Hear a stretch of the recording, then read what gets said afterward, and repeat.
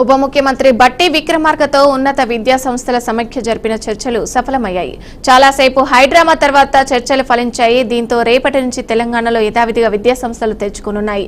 ఇదిలా ఉంటే ఉమ్మడి రాష్ట్రంలో వైఎస్ఆర్ హయాంలో ఫీజు రియంబర్స్మెంట్ స్కీమ్ ప్రారంభమైంది. ఆ తర్వాత సీఎంగా పనిచేసిన రోషయ్య, కిరణ్ కుమార్ రెడ్డి ఇద్దరు ఈ స్కీమ్ను కొనసాగించారు.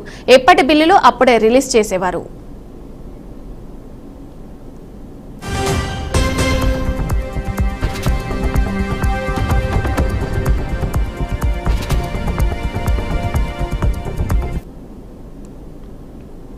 అయితే రాష్ట్ర ఏర్పాటు తర్వాత కేసీఆర్ సైతం స్కీమ్ను కొనసాగించారు. కానీ బిల్లుల చెల్లింపులో ఆలస్యం జరిగినా ప్రభుత్వానికి వ్యతిరేకంగా కాలేజీల మేనేజ్మెంట్స్ నోరు విప్పకుండా మౌనంగా భరించారు.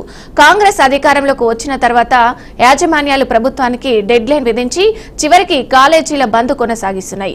తాజాగా ఇవాళ కాలేజీ యాజమాన్యాలతో డిప్యూటీ సీఎం బట్టి చర్చించి ఒప్పించారు. మొత్తం 900 కోట్లు విడుదల చేసేందుకు అంగీకరించారు. వచ్చే 3 రోజుల్లో 600 కోట్లు విడుదల చేస్తామని వారికి హామీ. దీంతో విద్యా సంస్థల యాజమాన్యాలు శాంతించాయి.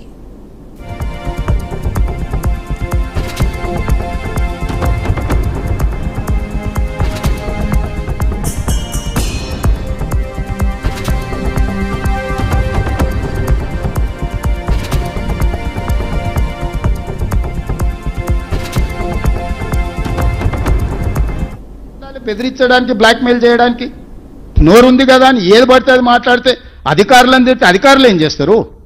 అంటే మీరు అడ్డగోలు చేస్తే ఏది పడితే సంతకం పెడితే ఒకడొకడు ఎట్లా ఫీజులు పెంచుకొని వచ్చిండ్రు. మన వాళ్ళ లెక్కలు చూస్తే అసలు కళ్ళు తిరిగిపోయినాయి నాకే.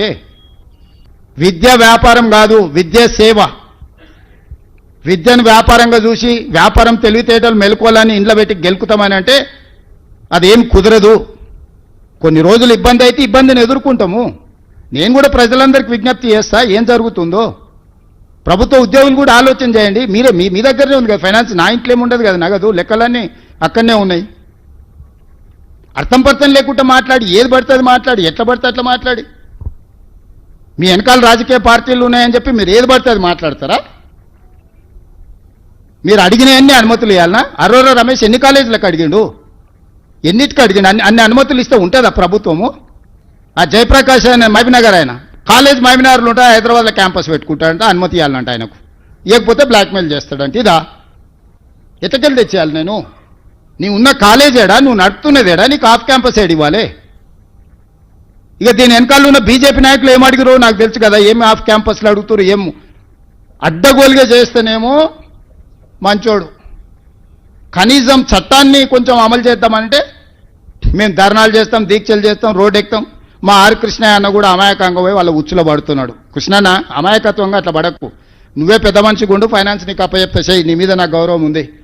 నువ్వు మందకృష్ణ మాది ఇద్దరు కలిసి కూర్చొని ఈ 18,000 కోట్ల చిట్టి మీ చేతిలో పెడతా. రేపు రాబోయే 4 నెలలు ప్రభుత్వం ఎట్లా నడపాలనో మందకృష్ణ మాదిగకు, ఆర్ కృష్ణయ్యకు ఇద్దరికి అప్పచెప్తా, మీరే నడుపురి చెప్పురి. మీరు ఎవరికి ఏమంటే వాళ్ళకే రిలీజ్ చేస్తాడు. నేను బట్టి విక్రమార్క గారికి, సందీప్ సుల్తాన్ చీఫ్ సెక్రటరీకి ఆదేశాలు ఇస్తా. వీళ్ళిద్దరే ఫైనాన్స్ కమిటీలు ఉంటారు. ప్రతి నెల 1వ తారీఖు నుంచి చివరి తారీఖు వరకు వాళ్ళు చెప్పినట్లు నిధులు విడుదల చేయండి అని. ఎవరికి ఏమంటే వాళ్ళకి ఇస్తా. పోనీ నన్ను అప్పు ఊడుతుందా బజార్లు, అదన్నే తీసుకురండి. అర్థం పర్థం ఉండాలి. బెదిరించడానికి, బ్లాక్మెయిల్ చేయడానికి నోరుంది కదా అని ఏది పడితే అది మాట్లాడితే అధికారులను తిడితే అధికారులు ఏం చేస్తారు? అంటే మీరు అడ్డగోలు చేస్తే ఏది పడితే సంతకం పెడితే ఒకడొకడు ఎట్లా ఫీజులు పెంచుకొని వచ్చిండ్రు.